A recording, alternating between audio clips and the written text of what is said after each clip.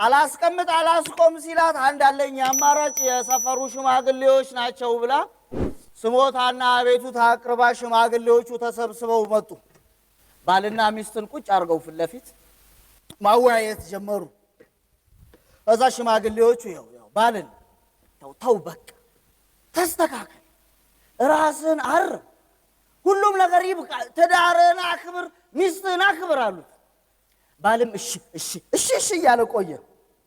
ሽማግሌዎቹም ያው በቃ አትስከር፣ አትጠጣ ሲሉት ባል ቆይ ጎበዝ ቆይ እንዴ ጉዳዩ ባረቄ ከሆነ ልንስማማ አንችልም። እኔ እኮ ልታሸማግሉን መስሎኝ ነው፣ አረቄ ልታስተውይ ነው እንደመጣችሁት አለ። የዚህን የባል ጨዋታ ጫፍ ይዘህ ስትሄድ ብትደርሰው የዛሬው የድራችን ስብሰባ ላይ ነው። ሻምበል ጠራን፣ እያንዳንዳችንን ከበላይ የመጣ መመሪያና አመራር አለ ብሎ ጠራን። ተሰብስበን ሄድን እድራችን። ያው እናቴ ከበላይ አይደል ሁሉ ጊዜ የሚመጣው፣ በመዋቅር እኮ ነው የሚያወርዱልህ። ችግር ይሁን መከራ ይሁን መመሪያውን አመራር የመጨረሻው መዋቅር ሰፊው ዝባር እናቴ የትም የሚያቀብለው ስለሌለው ተሸክሞ ይጎብጣታል። ያለው አማራጭ ጎን ለጎን ቤት ለቤት ጎረቤት እየተቀባበለ ችግርና መመሪያውን መኖር ብቻ ነው። ብቻ መጣ የበላይ አመራር ነው ብሎ ሻምበሎዬ ስብሰባ ላይ ያው ጎበዝ ከበላይ የመጣ አመራር አለ። እሱ በየሰፈሩ ያሉ በየመጠጥ ቤቶቹ በር ላይ የተሰቀሉ ማስተዋወቂያዎች ለታዳጊው ትውልድ ማስተምሩና አርአያ የማይሆኑ ስለሆኑ መነሳት አለባቸው። በተለይ ደግሞ የጠጅ ቤት አይልም ማማለጣሽን እያየ የእሱ ደጋፊና አዋካቢዎች የሉ ማጨበጨቡላል። ለነገሩ ለምዶባቸው ነው እነሱ። ድንገት ሻምበል በስብሰባ መሃል ቢያስነጥሰው ሁሉ በፉጨትና በጭብጨባ አቤት ሻምበል ሲያስነጥስ ሁሉ ሊሉ ይችላል። የሚገርም ካጨበጨቡት ሰዎች መካከል የድራፍት ቤት ባለቤቶችን ሳይ ችግራችን ጉዳይን ከመስማት ነው ከመረዳት ነው ሁሉ ብዬ ግራ ገብቶኛል።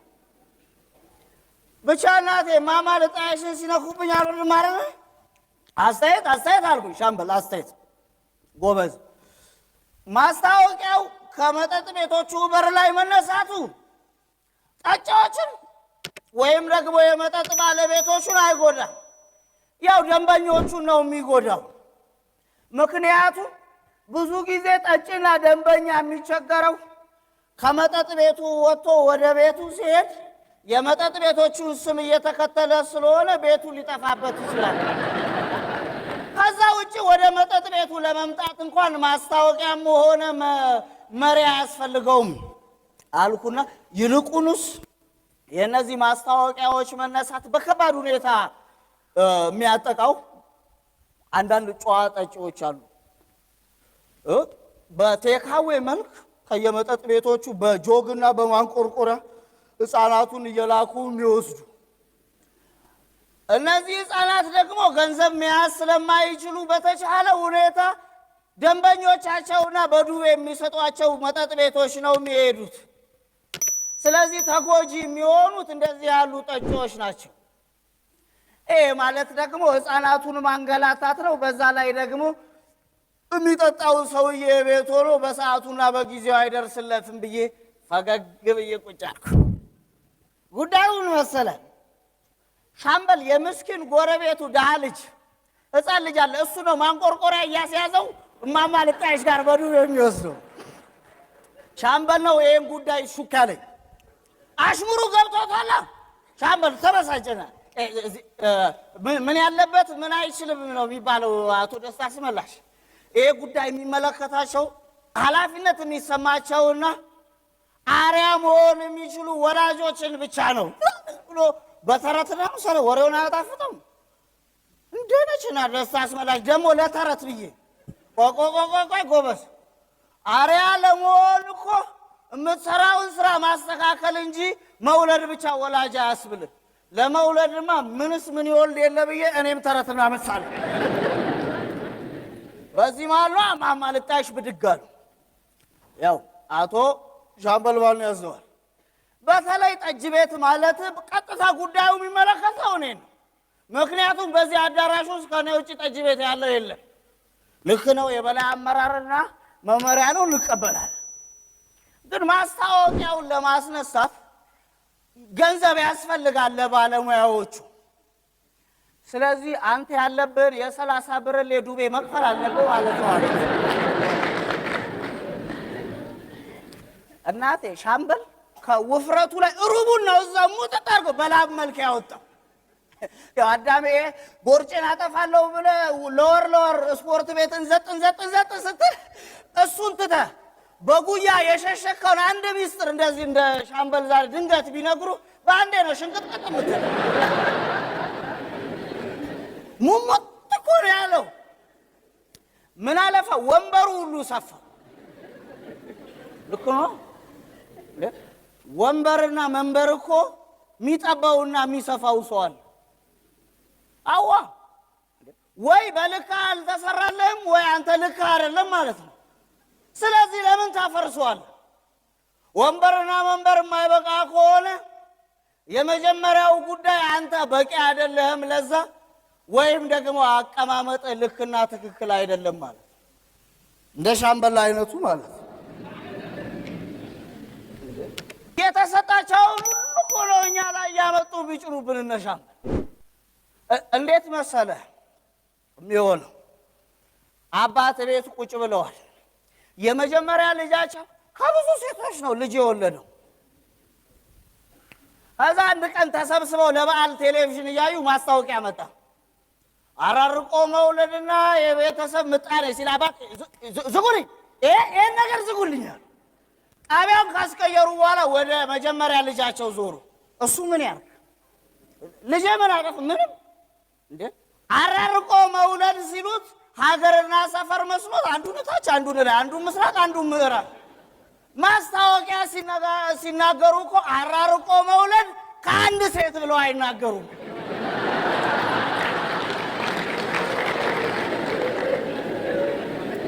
ጉዳዩ አንተ በገባህ መልኩ አትግለጸው። ሌላው ሰው እንዲገባው አድርገህ ተናገር። ቢያንስ ጆሮና አፍ እንዲግባባው አድርገህ ግለጻ። ምክንያቱም ከምትናገረው በላይ እንደፈለጉት የሚሰሙ ሰዎች አሉ። ከባድ ነው። እዚህ ሰፈር መውደቂያ ያልከው መደገፊያ ይሆናል። መደገፊያ ያልከው ደግሞ መቆሚያ ሆኖ ልታገኘው ትችላለህ ተገለባብጦ። አገላለጹ እንዴት መሰለህ? የልደት ክብረ በዓል ላይ ህፃናት ተሰብስበው ከረሜላ ታደሉልህ። ከዛ ትርፍ ከረሜላ መጣና ለህፃናቱ በእጣ ታደለ። አንዱ ልጅ ከእጣው አልደረሰውም፣ ስቅስቅ ብሎ አለቀሰ። አባት፣ ልጅ፣ ወንድም፣ አክስት እንደ ልጅ በጩኸት ልጁ ላይ ና አባቱ ላይ ዝም በል ብላ አት በዚህ ማለት ተውት እንጂ ተውት። ሰው በእድሉ ማልቀስ አይችልም። መርዳት ባትችል እንኳን እንዴት መረዳት ያቅታል? መገናዘብ እኮ መቻል ነው መደማመጥ፣ ሌላ ካምር የለውም። ግን እንዴት እንደሚረዱ እና በምን መልኩ እንደሚረዱ እነዛን ሰዎች መለየት አለበት። አንድ ሰው እያሉ በአንድ ነገር አይደራደርም። ከሱ ጉዳይ ውጭ ሌላ ነገር ጉዳዩ አይደለም። አንድ ቀን በመኪና እየሄደ መንገድ ላይ ቆመ። አንድ ወጣት አንድ በሬ አልሄድ ብሎት በዱላ ይደበድባል። ተበሳጭቶ መሀል መንገድ ላይ መኪናውን አቁሞ ወረደለት። አተ ምን ሆነ ነው? ያማል እንዴ? ለምን ነው በሬው እንደዚህ የምትመታው? ምን ሆነ ነው? ለምን የምትገርፈው? ስጋው እኮ ይበላሻል። ስጋ ይገነትራል እኮ።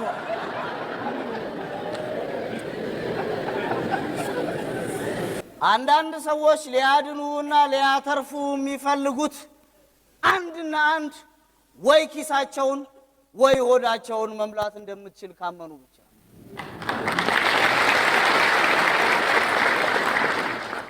ለእንደዚህ አይነቶቹ ደግሞ እንደ አረቄ አሙባልና እንደ ሻምበል አንድ አይነት ነው የሚሆኑት። ምንም እኮ የማይገባንን ነገር እኮ ነው አምጥተው በአጀንዳ መልክ የሚሰጡ። እንዴት መሰለ የሚያደርጉት? መመሪያው ከላይ ሲመጣ እነ ሻምበል ሲቀበሉ እነ ሻምበል ራሱ አይገባቸው።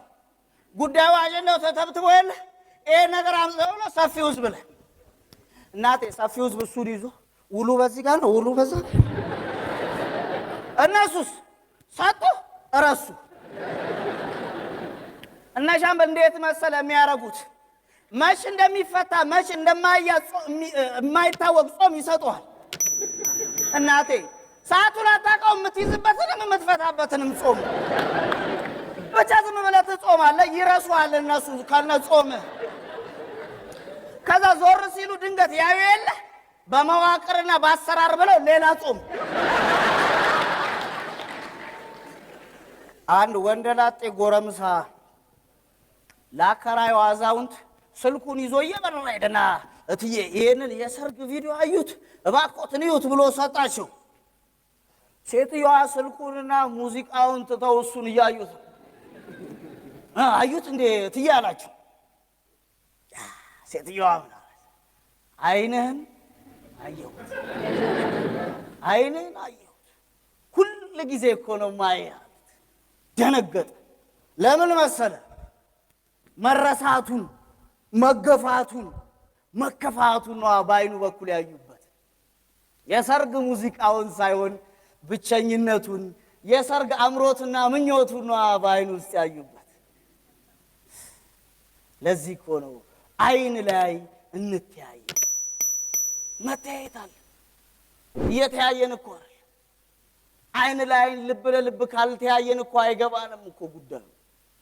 ምን ያልነው ነገር እኛ እኮ ይሄ ምግብ ስጡን፣ ልብስ ስጡን፣ መጠለያ ስጡን፣ ገንዘብ ስጡን፣ ምልክት ስጡን አላልንም። ትኩረት ስጡን እኮ ነው።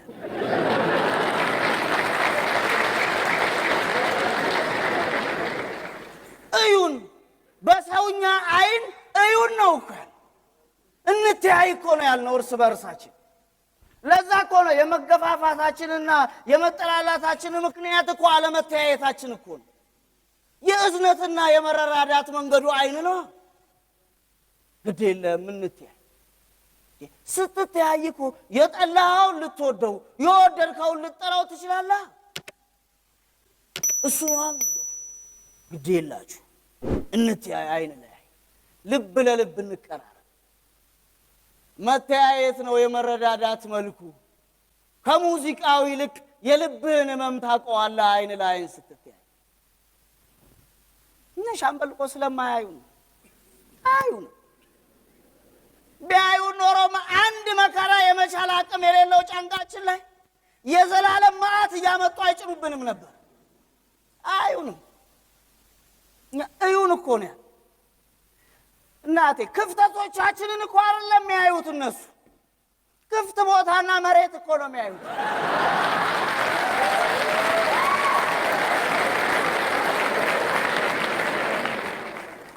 አንዱ የአያቱን የመሬት ውርስ ስም ዝውውር ሊያስተካክል መሬትና ምናምን አስተዳደር መዘጋጃ ቤት ሄደለ። የሚያስፈልገውን ማስረጃ መረጃ ሁሉ ነገር ክፍያውን ፈጽሞ የመጨረሻ የማጸደቂያ ፊርማውን ለማድረግ ወደ ጽሕፈት ቤቱ ሄደለ። ኃላፊው ቢሮ ገብቶ ዶኩመንቱን አስቀመጠ። በመስሪያ ቤት ቋንቋ የሚሉት የለም ስራ ማቀላጠፊያ፣ በዳቦ ስሙ ጉርሻና ጉቦ ማለት። ይሄ ጉዳይ እንዲፈጸምልህ 50 ሺህ ብር ክፈል አሉት። ከዋለ ልጁ እናት ድንግጥ ብሎ ቀረ። ግራ ሲገባው አለቃ እኔም ብሎት ብሩን እስካገኝ ለምን በእርሶ ስም አይሆንም መሬቱ?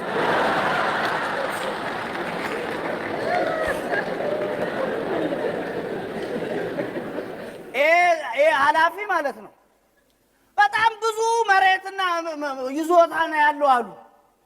በሱ በሚስቱ በልጆቹ በወንድሞቹ በእህቶቹ በአማቾቹ በቃ የቀረው ሰው የለም። እንደውም አንድ ሁለት አይን ቦታ አይቶ ሊይዝ ፈልጓሉ። አያቱ ጋር ደወለ ገጠር።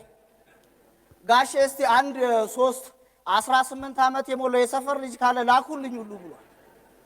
ኤረን የሚገርም ከቤትና ከመኖሪያ ቤት ካጡ ሰዎች ጋር 80 ሁሉ ተመዝግቦላል።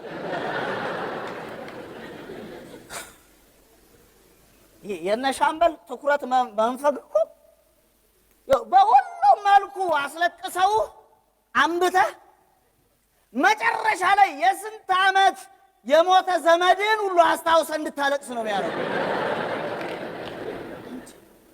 አዩን ሌላ እኮ ነው የሚያዩትና እንደውም አሁን አሉ እና ሻምበል መሬት እንደ አጥማጃሉ በመንጠቆ ነው የሚይዙት።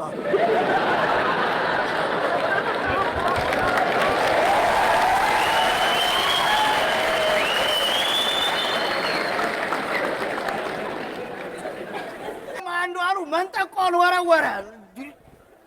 ከዛ ሲስባለ መሬቱ ያለቃው ቢሆንስ ድንገት ብሎ ከነ መንጠቆ ድንገት ብሎ ጌታዬ ጌታዬ የእርሶ ነው እንዴ ላቀርብሎት ብዬ እኮ ነው።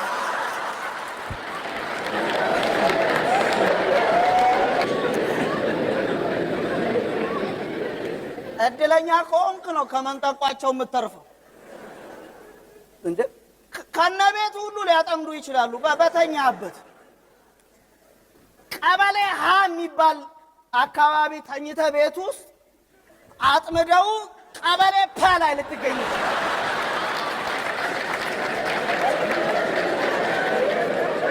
ከዛ ግራ ገብቶ ይሄ ነገር ቅዠት ነው ህልም ነው ምናምን ስትል ቀበሌም በአንድ ጊዜ አቦጊዳ ያደርጉታል። ዝብርቅርቅ ነው።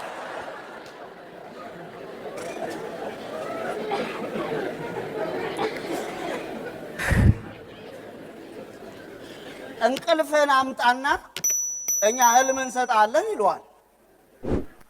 ከዛ እሺ ብለህ ትስማማለህ። ከዛ በኋላ ህልሙ ቅዠት ይሁን ህልሙን ፈቻ ታገኝለት ግራ ገብቶ በቁም ቅዠት ስትደናበር ያዩና በቃ ግራ ግብጥ ሲል አይ እኔ ህልማቸውን መልሼ እንቅልፌን በወስድ ይሻለኛል ብለህ መስሪያ ቤት ትሄድ የለ። መስሪያ ቤት ስትሄድስ ስብሰባ ላይ ናቸው፣ ስልጠና ገብተዋል፣ የዓመት ረፍት ወስደዋል። መዝገብ ቤቱ አሰራሩን ኮምፒውተራይዝ ለማድረግ ቆጠራ ላይ ናቸው። መመላለሱ ታክቶ ጨጓራ ልጠ እሳት ለብሰ እሳት ጎርሰ ስራ አስኪያጁ ቢሮ ትሄድ የለ። ስራ አስኪያጁ ቢሮ ስትገባ ተሽከርካሪ ወንበር ላይ የራስን እንቅልፍ እየለጠጣት ታገኛለህ።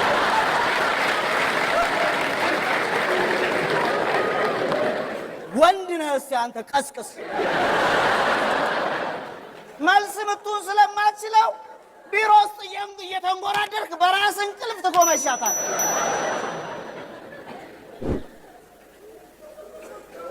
ምን አለን? አይናችሁን ገልጣችሁ በሰውኛ አይን እዩናታል።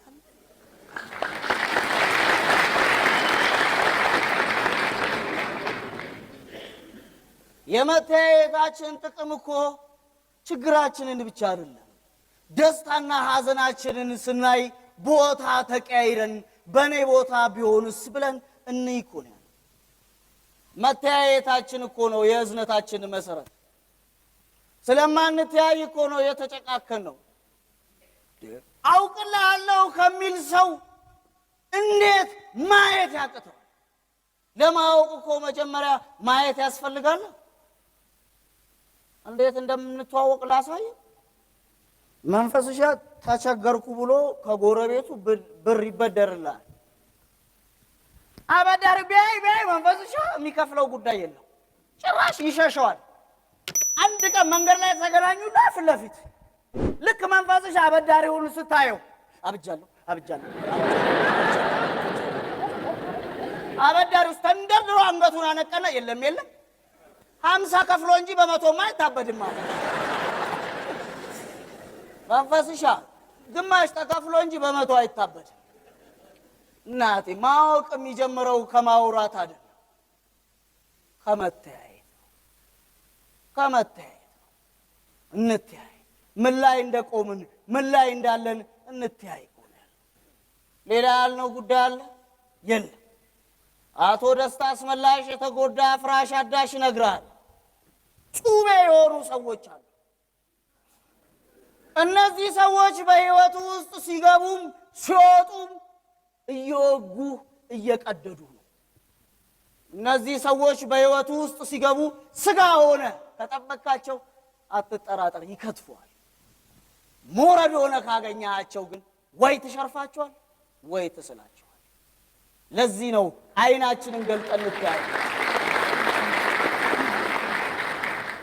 ያለመተያየታችን ምክንያት ነው እያጨካከነን ያለው። ጠጅ ቤቱ አይደለም ምክንያት የሚሆን ልክ ስትተያይ በስካር መንገዳገድ እና መውደቅ አጀንዳ ይሆናል። ማስታወቂያውን ቱ የማማልጣይሽ ማስታወቂያ እኮ ለወጣቱ ሁሉ አይታይም፣ ደብዝዟል። ጉዳዩ አጀንዳው መመሪያው ሰውን ለማጥቃት ስለሚወርድ አያውቁትማ። እነ ሻምበል እኮ የተቀበሉትን ማስተላለፍ እኮ ነው። አያዩትም፣ አያዩንም። ለዚህ ነው የአዝማሪው ባንጃው ግጥምን ተከትዬ ጠጄን ይዤ የምናገር። ቀንበርና ሸክም ጭነት ወረደልን፣ ድንበርና መስመር ቀረልን ሄደልን ብለን እንጂ ክፉ ደጉን ስላየነው ተላላም ሆነን አልነበር መንገዳችን ያልነው። አንድን ሰው አምነን በደስታ የዳርነው ሞኝነት አይደለም ተስፋን ሰንቀን ነው እንጂማ ይብላን ለዋሸን ሰው ይብላን ለካደን ሰው ያመነማ ይኑር በሌላ እንዲክሰው እንጂማ ይብላን ለጣለን ሰው ይብላን ላሳጣን ሰው ሐቅማ ይጸናል ውሸትን ሊያረግ ሰው ይብላኝለት እንጂ ብልጥማ ይወድቃል አቄልኩት ባልከው ሰው ወድቆ ይቀበራል በእጁ እያፈረሰው ይብላኝለት እንጂ ለእንዲህ አይነቱ ሰው እልሃለሁ።